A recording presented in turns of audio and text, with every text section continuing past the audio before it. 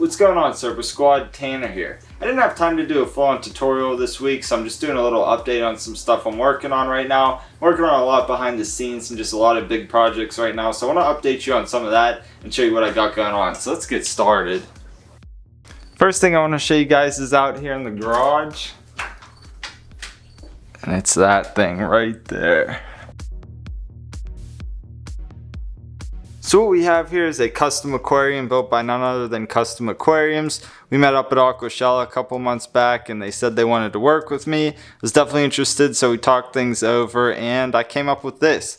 I gave them all of the dimensions, everything that I wanted, and they sent it to me completely free. I didn't pay for a thing, so this tank is sponsored by them, as well as that seamless sump that's back there. So I don't want to give you guys the impression that I paid for any of this because I didn't, but nonetheless, I'm going to do a really cool setup in here. It's 6 feet long, 2 feet deep, and 4 feet tall. 4 feet tall in the back and 3 feet tall in the front. However, it only holds 2 feet worth of water, so the water area is 180 gallons, but the actual footprint of the tank is 350 gallons. But as you can imagine, a very specific tank, very custom, but I have some cool plans for it. You've probably never seen something quite like what I have planned. That will have to wait until the videos of that come out. Probably do a 3 to 4 part series about it, so we'll do one with the background, one with planting and setup, and then maybe one stocking. I don't know quite yet, but we'll definitely do several videos about that. In the meantime, I'm just gonna have to leave it out here in the garage. I have no idea how much it weighs. I'm gonna guess at least 800 pounds, so I have to figure out how the heck I'm gonna get this into the animal room, but making room for it out there. Something that I find really crazy about this tank is that the glass is 3/4 of an inch thick. That's nuts. All the tanks I have in there, I should say the bigger tanks, the glass is only 1/2 an inch thick. I also have it drilled with overflows and everything like that. We also got the seamless sump from Custom Aquariums, so I'll set that up.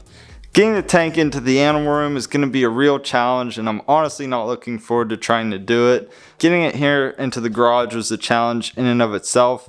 Freight guy showed up with 2 huge crates, and when I saw the crates I was getting overwhelmed. I'm like, man, these things are huge. I wasn't expecting this to be as big as it was.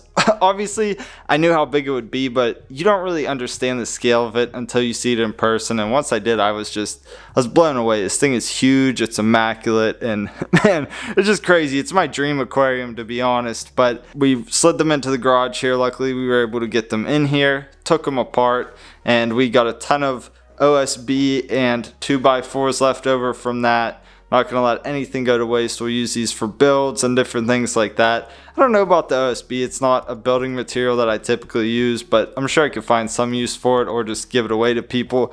I don't know, but I didn't want to let any of that stuff go to waste. And I'm telling you, these things, they were packaged to ship. They were packaged to survive crazy shipping.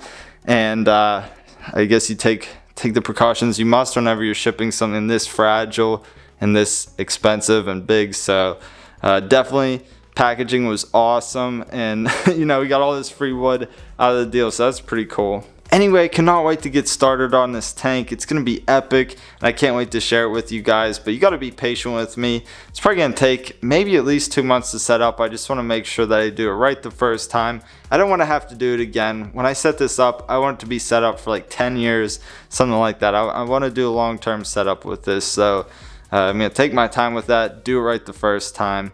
But yeah, just stay tuned for that. And also, for those of you who haven't seen this yet, I posted images of it on my Instagram last week, so I'm really going to start doing a lot more exclusive content on there. So if you're not following me on there, definitely check it out. Might be something that interests you. If not, whatever, I understand. But yeah, more exclusive content on there. Stay tuned for this tank because it's going to be awesome. Back in the animal room here, we're making a lot of progress in here, really getting it how I want it to look. There's still so much work to do. We got the nano rack taking shape, and then of course we have the new rack over here. I should say the new stand for that tank that was in the garage. I don't think I'm gonna put the tank here because the bulkhead is right here, and the tank will just be way too close to the ceiling, and I don't want it to be like that. So when all is said and done, it'll probably be the same height as this rack here, but it would be less than an inch below the bulkhead if I do it there. So I think that I actually want to put it over on this wall where my computer desk is right now. Just have a nice dedicated wall, but I gotta move that, of course, and I'm not really too sure where in this area I want to put it, but that's a topic for another time. And again, there's that stand, so if you have any suggestions, let me know. But what I really wanted to show you in here was this rack I've been working on. It's a little 16-gallon tank rack. It will hold 2 tanks. The water box tanks, I picked one up from Petco about a week ago. Was it $70 for a 16-gallon rimless? Pretty nice tank for that price. Honestly, it's kind of unheard of. Most of the time they're way more expensive than that. And what I'm going to do is set that up to be the new Danioscape, or I should say to replace the Danioscape, because so right now it's a 10-gallon, it's a rimmed tank, and although I like it, I think it looks pretty cool. It's nicely grown in. It's just not quite the scape that I want it to be. So really just kind of take a lot of the elements that are in here that I like and redo them in here, as well as make this a better scape than this one.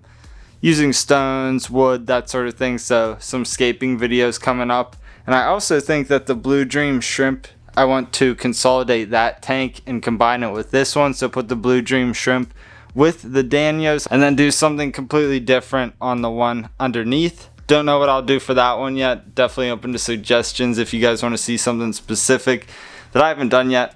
Definitely open for suggestions. And then up top on this rack is just for storage and stuff. And so to build this really was quite simple. I cut out common boards and 2x3s to various dimensions, and then I made frames with the common boards and then the 2x3s. Attached everything together with screws that were left over from the crates I took apart for those tanks that got delivered to me. And then after all of it was attached together, I added some 1/8 inch plywood to the tops of the shelves and then to the back of the setup. And then after all of that, I added some wood putty to hide all of the screws. And then of course I still need to sand this down, stain it, and then put some poly on the outside. And after all of that, we can get started setting up the tanks. Of course, I only have one of the 16 gallons right now. Put another one on the bottom now. And if you're curious, this measures 24 by 12 by 14. I believe that's what the dimensions were. So 16 gallons, decent size. It's not quite a 20 and it's bigger than a 10. So in my mind, it's kind of a good scaping setup. Looks like it'll be fun to work with. And to be honest, I really like how this stand turned out. I just think the design of it is pretty cool. It's a little bit different. It's not like what you typically see. It's not just like your standard rack. Has a little bit of flavor to it. And you know, with me, I got to build everything out of these nice boards. I got a lot of character in the boards that I chose. Like, look at these grains up in here. There's just so many cool grains and knots and stuff in these boards. So I really just tried to make it a nice piece. And then of course all of that will be accentuated when we sand it and stain it, and it's just gonna look awesome. And of course, after they're stained and polyed and everything, they will match the rest of the furniture in here, which is that nice sort of yellow brown color. And slowly but surely I'm phasing everything out that doesn't match, and long term everything will match, and it's going to be a really cohesive look. And that's a lot of kind of what I want to do down here. Obviously the setups are artistic in and of themselves, but I want the room and just the setup to be artistic as well. So when you come down here, it's kind of like an experience. The last thing that I want to talk about while we're down here is the 150-gallon cube tank. I believe I said earlier that when we set up that new bigger tank that's in the garage, it's going to replace this tank, or all of the fish that are in this tank are going to go in that tank, and then we'll take this one apart and we can do whatever we want with it. It's a 150-gallon cube, so it's 36 by 36 by 28. I believe that's how tall it is. Yeah, it's 36 by 36 by 28, and it's a pretty good dimension. It's definitely best suited to be a peninsula tank, so everything's on the back and it's coming out this way so you can see it from the 3 sides. I think it would be better in a different spot.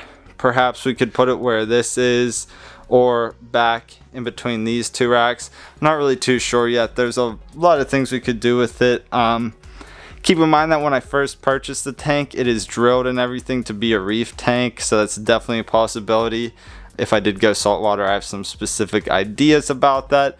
Not sure if that's a way that I want to go, but I'm pretty sure we could do an awesome paludarium in there as well. So I don't know, I'm curious to hear what you guys got to say. Let me know what you think I should do with this tank. I mean, part of me thinks I should even just get rid of it, because I don't really know if it fits into the whole theme of this room, but to be honest, it's one of my favorite dimensions on a tank, so I don't know. I'm really not sure, so let me know what you think about that. Oh yeah, one more thing. This stand on here was custom built and all of the pictures are painted by myself. If that's something that you'd like to see, definitely let me know. I filmed it way back, probably about 2 years ago, and I just never did the video of it because I got caught up in other projects. But once I finish this up, I could perhaps do the video on it. Let me know though. Be curious to see what you think. That's all I have for you in this one, Serpa Squad. As you can see, I'm working on a lot of behind the scenes stuff to really get this animal room in shape. We got some new aquascapes coming up to 216 gallons. If you have recommendations for the one underneath, definitely let me know, because as I said, I'm open to suggestions with that one. We also got the huge 350 gallon setup. I won't tell you specifically what it's going to be. I'm sure you can use your imagination, but we got that one coming up. So if you want to see what I do with that, definitely stay tuned, because I can guarantee it's going to be an awesome setup and not quite like anything you've ever seen. We'll go more over the custom aquariums tank on that one, the sump they sent me, the stand, all that stuff. I'll do a really cool breakdown of the tank and everything. I just kind of wanted to give you guys a sneak peek of it in this one. So I hope you enjoyed this little update. I'll catch you guys next time, Serpa Squad. Take care and peace.